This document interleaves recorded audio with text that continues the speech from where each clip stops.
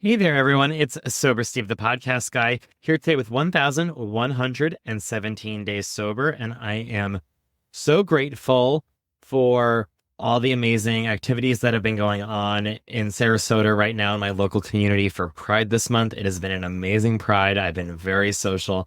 And I love being able to do it all sober, which is something in the past, even a couple years ago while I was still relatively new in sobriety, I was worried about going out to events like this where there was alcohol involved or things like that. But I work an awesome program, have amazing fellows, have a great community in all of you. And now I'm getting able to do all these amazing, wonderful things each weekend in my community, and I love it. So thank you for that. I'm grateful for you being a part of my strength and courage to be able to get out there.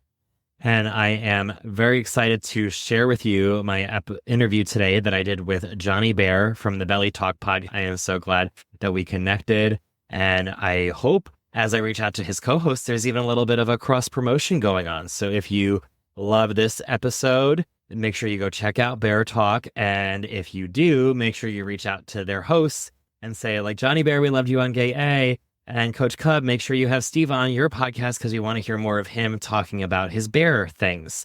So with that, though, I will let you check out the interview. It is a great one, so enjoy.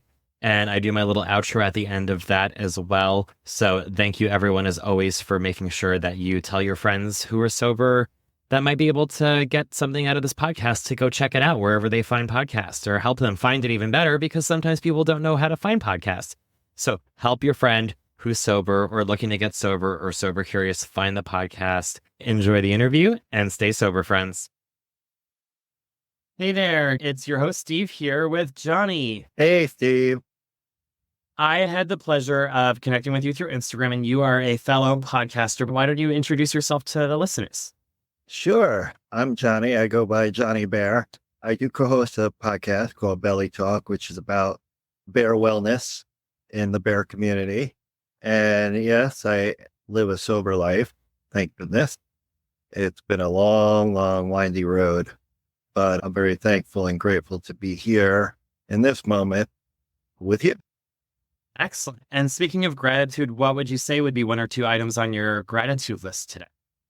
Oh, today for sure. Even though we're in the middle of a heat wave, the ability to be able to go out, have a place to live, have a car, go out and get what I need to get, come back to air conditioning. It's easy to take all that for granted. But to have the means and the resources and the life that I have now compared to what it used to be like, that was where I was focused on my gratitude this morning. That's excellent.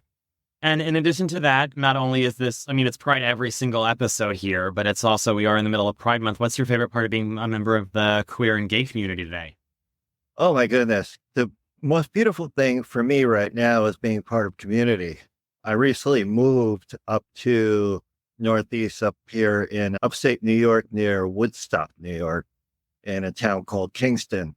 And it's such a thriving gay mecca. It's like P-Town in the mountains. And I volunteer for the local LGBT center. And this weekend, I was able to be a part of a community project to paint the flags, the rainbow flags and the trans flags in the crosswalk of downtown or uptown Kingston. And I was standing there painting early in the morning, and I was just like, oh my God, look at all these beautiful people and all these young children and parents. And it was just, I said, God, I'm so blessed to be a part of community. So I think that's the main crux of this year's celebration. That's wonderful. I love that. Community is so important. And I was really blessed early on with starting this podcast right away that I kind of had a virtual community and then my sober community, but being able to build one recently in real life has also been a game changer. So I can definitely relate to that. Absolutely. And why don't we jump right into it then? Share a little bit about what your life and journey to where you are today was like in terms of drugs, alcohol, and sobriety. Sure. I'll tell you the story. And by no means, by me telling you this story is some of the things I'll share were pretty traumatic and I'm going to share it from a place of storytelling. So I really might not, I probably won't get into a lot of the emotionality of it, but by no means do I want your listeners to feel like it wasn't an emotional challenge at all, because it's still a daily practice for me. But for now, I'll just share the story and lay the groundwork. When I was born, literally, I was born with my eyes sealed, and I had a cleft lip and palate, and I had a hernia, and I had a couple other challenges physically. So I had this notion in my head growing up, because I had surgery all the time. Every summer, pretty much throughout my teens, I was having reconstructive surgery. And somehow I got this theme in my head that I was born to be fixed, which means that I was broken, because nobody that I knew looked like me or had the issues that I had. And that was a great challenge. And it started me off on a path of pretty much low self-esteem and depression. And when my dad left when I was 5, set me off even more. So pretty much around my teenage years is when I found the drugs, marijuana, basically, which was my gateway. And it was so easily accessible because my father and stepmother smoked weed all the time. It was the late 70s, so early 80s. So it wasn't that unheard of at that time, but I had easy access. So I just started smoking weed. Boy, did life change. I finally felt like all the pain and suffering internally was just up smoke. And eventually, unfortunately, things graduated as I got older. Pills got involved, and it was right around the years crack was introduced to the world in the mid 80s. So I was dabbling in that. And then I was lacing my weed with heroin, and then I was selling angel dust and smoking it. And eventually it turned into cocaine use. And that was my driving force. Everything in my life became all about getting coke and maintaining a lifestyle. So any little jobs I had, I wound up losing. But I dropped out of high school in my senior year so I could work, so I can get high. And unfortunately, the adults around me didn't have much presence with me in life. They kind of always left me out there on my own to go through stuff, even though I lived with them, my mother and my stepfather. God bless them. They're great providers, but emotionally, they just weren't there. So at the age of 19, I was now really in deep, and I was getting high all alone. I was traveling to the South Bronx, which, if none of your listeners know, is a really terrible, terrible part of New York. And I've had guns put to the side of my head, messing with me. And then one evening, it probably was 3 a.m, and I had just sold a piece of jewelry that I had stole from my grandmother. And I wound up getting sexually assaulted by 2 drug dealers, 2 men. And it was, looking back now, it was brutal. Back then, all I wanted to do literally was get my drugs and get out. And that was my focus the whole time. But I eventually got out and did an 8-ball on my way home in the car on the side of the highway. Between the attack and the 8-ball, one of the times where the angels were looking over me, because it was my body. What my body went through was pretty horrific. That kind of ended my run for hard drugs at that time. There was no way I was going back down, and I had to heal. My body was in pretty bad shape, and nobody really paid attention. They just figured I was so good at avoiding attention from anybody. Growing up with the face that I had, I learned how to live in the shadows. And that was kind of like my apparatus and within my whole life was just living in the shadows. So I could get away with a lot of stuff. Unfortunately, for me, that was one way that I got through that time. But after that, I continued to smoke weed and whatnot. And when I was 20, and that, mind you, I wasn't out yet. I didn't even know about sexuality. I had no idea who I was. I just knew getting high was my life. But at the time, I was with a girl, a steady girlfriend, and she wound up getting pregnant. And my daughter died on the day of her birth, which was when I was 20, 21 years old. So, in that week, I was such a fixer and such a caretaker of people that I asked her to marry me while we were in the hospital. So we got married. Samantha, my daughter, died in June, and we were married in October. And then our son was conceived in December and born the following September. And then we split the following September. It sounds like, as I'm speaking, it just sounds so crazy because it was. And all through that time, I was smoking weed on the side and drinking a bit. But at that point in my life, I wasn't a major drinker, but it helped to take the edge off of everything I was going through. And so here we are. We split. I moved back in with my parents. I'm 20. I had my first kind of nervous breakdown, and I found a therapist who happened to be a nun. My family was very involved in church, so I got very involved in everything Catholic.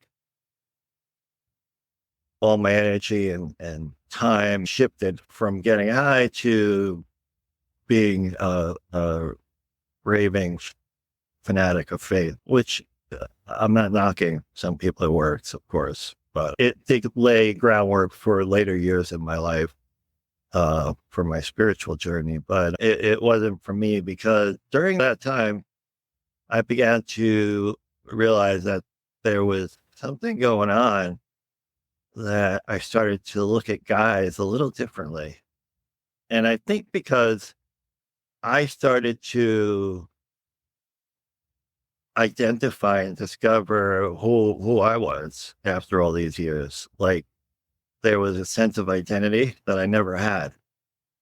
So now I'm a single dad, pretty much raising my son with the help of my parents, because his mom, my ex-wife, she was 18. So she was needing to live her life the way she needed to. So it was pretty much, here I was now growing up with this child. I needed to be there for him. These parts of me started peeking out. So I began to explore my sexuality, and boom, it was like the lights went on. It was the summer of 1994, and it was the 25th anniversary of Stonewall, and the gay games were in Manhattan. I was out. It was unbelievable. It was the beginning of my Renaissance period. From 25 to 30, I had like this great awakening. I went back to school because I had dropped out. So I went back got my GED. I started to go to college, and I got my associate's degree, and then my bachelor's degree, and then my master's degree. And it's coming from somebody who considered himself really, really stupid because there's no self-esteem. And I started to attend the LGBT center locally and making friends, and just life was good. For the first time ever, life was good. And then I was 29 going on 30, and I met someone, and he was everything you could imagine you would want a partner to be. he was beautiful, and he was a dancer, and he was an educator, and he was smart, everything. So I fell, and I fell hard and quick. And we spent the next 10 years together. And throughout the 10 years, his true colors emerged early on, and he was an abuser. And psychologically, emotionally at first, and then physically and sexually, making me attend various horrible sex parties. And it was just everything that I had gained over the previous 5 years had just gone. So I started drinking a lot, cope. I realized probably in the fifth year, the more I was drinking, the more license I think he had to do more of his dirty deed, if you want to call it that. When we went out or whenever we went anywhere, I was always at the bar right away. And he was off doing his thing. And it was a really tough time.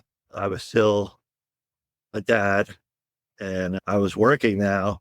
I was a social worker of all things, helping people during the day with their issues, and living at night this double life of the complete opposite of everything I was trying to help people do, was to reclaim their own lives. And unfortunately that lasted 10 years. And eventually during that 10 years, after one night of a terrible beating, I realized I never fought back. And I'm a big guy. Back then I was close to 300 pounds because I was eating a lot as well.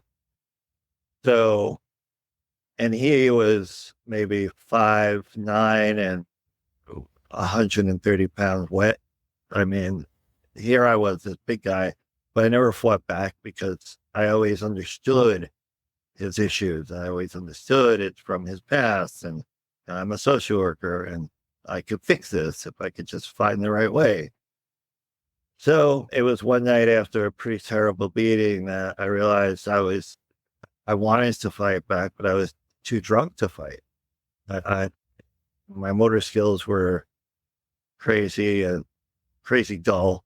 And I just remember laying there, and I had started seeing a psychiatrist, and he had dumped all my medication all over the hardwood floors and threw me down in it.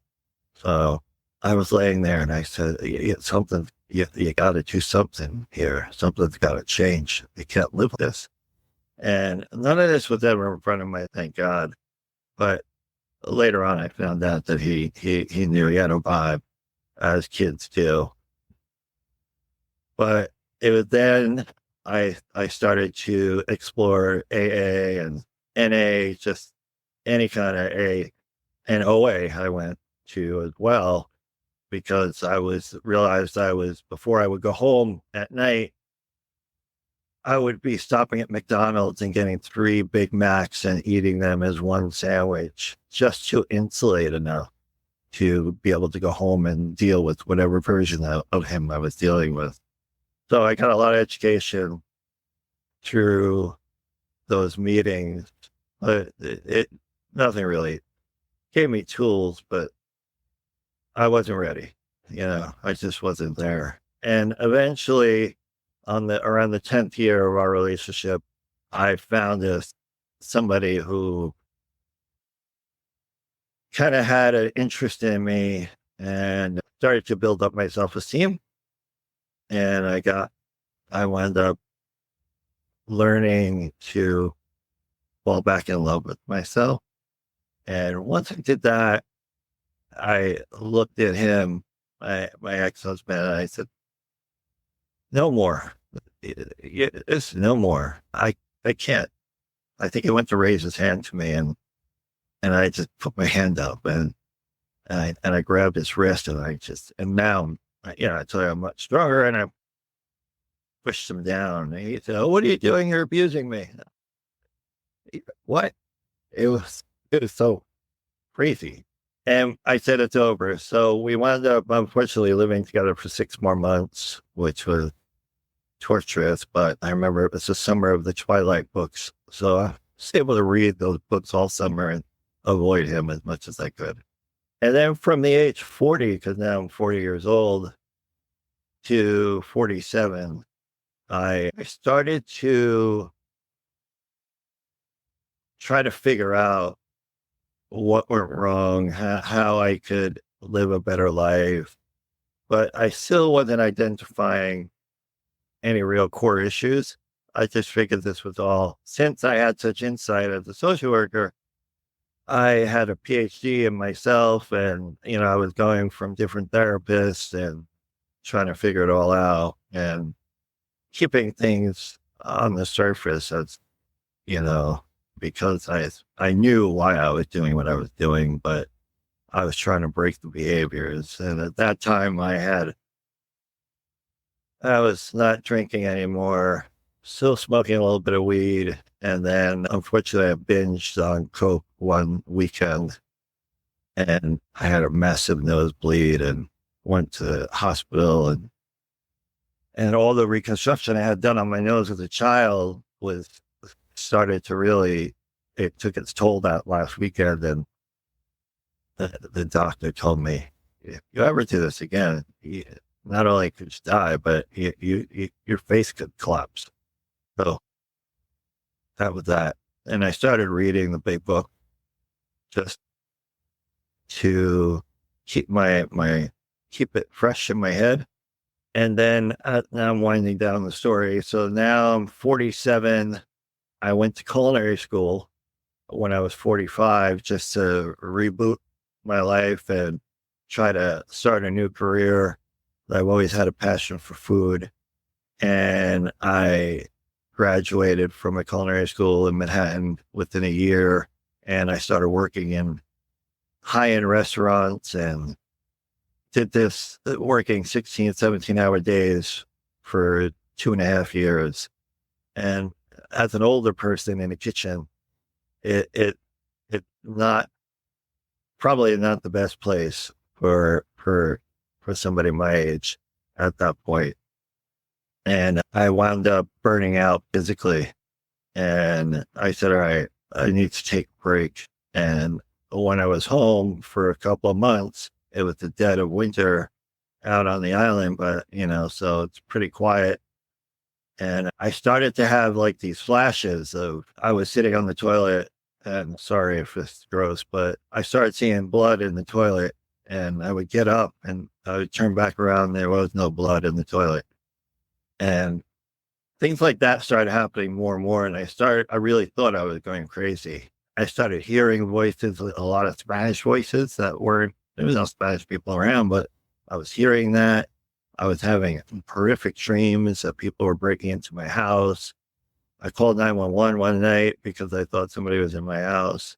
It was slowly but surely, probably for 3 months, driving me really nuts to the point where I attempted to take my life. And fortunately that didn't work out. But the next day I went and I sought help and they set up a program for me. It was like inpatient without walls. So I had like 5 different people I was responsible to see and talk to on a weekly basis. So from 47 to now I'm 55, my life really, I really began to live it's been a really amazing life. So anyway, I'm gonna stop talking a little bit in case you have some questions. All right, sounds good. Well, thank you so much for being so vulnerable with sharing all of that. I know that we all have different experiences through life, but so many of us that find our way into the rooms eventually can say like they had a childhood or a young adulthood or teen experiences that were very much like, of course I drink, of course I do drugs. Look at these things I've been through, where you get kind of this resume of the traumatic, fucked up shit that's happened to us. And we use it as a reason, like why to stay in our situation rather than why to get out of it. So what advice would you say to someone who's trying to like get out of it and like is ready to make that change or to make that adjustment to try and start their sobriety. Well, that that's the beauty of where I'm at now and where I started at 47 was seeking help, asking for help. And you know what? If you don't want to see a therapist or, a psychiatrist, go to a meeting, get online. That, if you don't want to be out around people, there's so many resources on the internet now. It's unbelievable. Do something virtual, read a book. Anybody that is, I call them good news people that you can find to surround yourself with, do that because it's so vital to have feedback from another person because we need to get out of our own heads, even though we're doing the work and we really have the best intentions for ourselves. To get that kind of feedback from somebody else, it makes such a difference, and it really helps reaffirm your path. Sure. Thank you. And what would you say are some sober practices that you keep in your life that helped you get sober that you still do today all the time later? It's amazing because even though the last thing I would really want to do is get high or drunk, there are times where I'm in situations now because I'm so involved in different communities. And I remember last year going to a bear retreat in Portugal. And a lot of those evenings, we went to the bars and there were a lot of opportunity. And I it was almost like a automatic reflex to want to go to the bar or want to go to the bathroom and pick up something that was available. But what I did first had the realization that this is just an automatic response. So I could rely on my mental health toolbox, everything that I built up, all my tools and utilize them. So I took myself out of the situation and graciously said goodbye. And I took a long walk and then I had my room and journaled for most of it, which is such a expressive way for me to work through whatever feelings. I journal without judgment. So I do a lot of writing. I also am a voyeur. So I go out and just watch the world in the present moment and embrace a lot with the eyes of gratitude. I love that. The eyes of gratitude. Yeah, you're so colorful with your words. I love the turns of phrases that you use. As you share, like you not only have your sober communities, which I love, we all need them because there are safe, sober spaces, but you also venture out into the bear community. I'm sure many of my listeners have been like, ooh, a podcast about bears, bear talk. Like, tell me more about how you've navigated and maintained your sobriety and kept true to that part of you while you're in these groups that oftentimes are very drug or alcohol fueled. Yeah. Part of what, I mentioned earlier, or we mentioned earlier that, I'm co-host podcast. That podcast is a direct result of creating a different avenue for the bear culture to express and explore wellness. So it's a platform that my partner in crime, my co-host, he's built a community. His name is Coach Cub. He's built the belly community, and that he hosts alcohol-free events and classes and yoga classes and cuddle and dances and retreats away. So that's really encouraged. So we meet once a week. We do podcasts, people just to talk about wellness and what it's like to have an alternative bear universe, to give options to people like me and others out there. So that's a huge component to me, staying engaged with our community, yet staying true to needs and my. Yeah, that's awesome. I give you so much props, like working with him on like, I oftentimes find like when you find two things that you love, like for for your case, the sobriety, your community there, and the belly talk in the community there, like being able to merge them together with those types of events. It's always fun when you find that both of your niches actually have some overlay as well, where people are like, this is really cool. Yeah. What would you say is one thing you've learned about yourself or that's helped you grow in your sobriety from the podcast?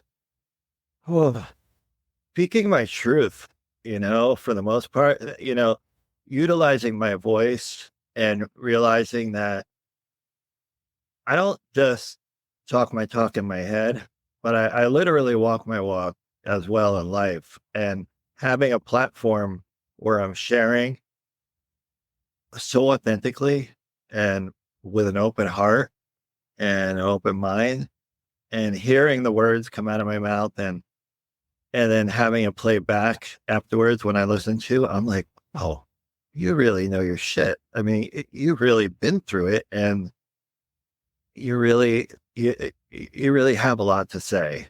And coming from a lifetime of not having any sort of identity, a foundation within myself, the past 8 years, learning that I have this beautiful voice and these beautiful stories to share and to be able to give back. I think that's part of my love language, is giving back.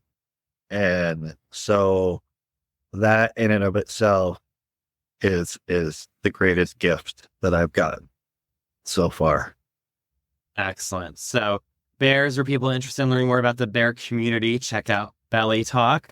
Yes. It's out wherever you listen to this podcast. I'm sure you can find their podcast as well. Great SEO, so it'll pop up right away when you type it in. Yeah. And Johnny, how can people connect with you if they resonate and want to thank you for sharing your message so boldly, or connect more one-on-one?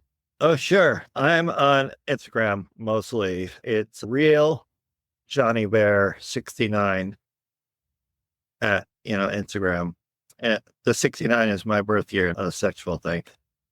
I'm sure that people will think of both all the time constantly. So Yeah. Either or, who knows? Yeah. Also, my Facebook group is also the Belly Talk Facebook group, so you could always reach out and join in there. It's a buffet of positivity. Excellent. Sounds good. I'll link over to all of that in the show notes. Thank you so much for coming on and joining the Gay A family. We'll have to have you back on for a topic episode to talk more about bear culture sometime. Yay. Thanks so much, Dave. Really appreciate the work you do. All right. Thank you. And thank you, listeners, for tuning in to another great episode of Gay A. Make sure you follow Johnny. See you all next week. Stay sober.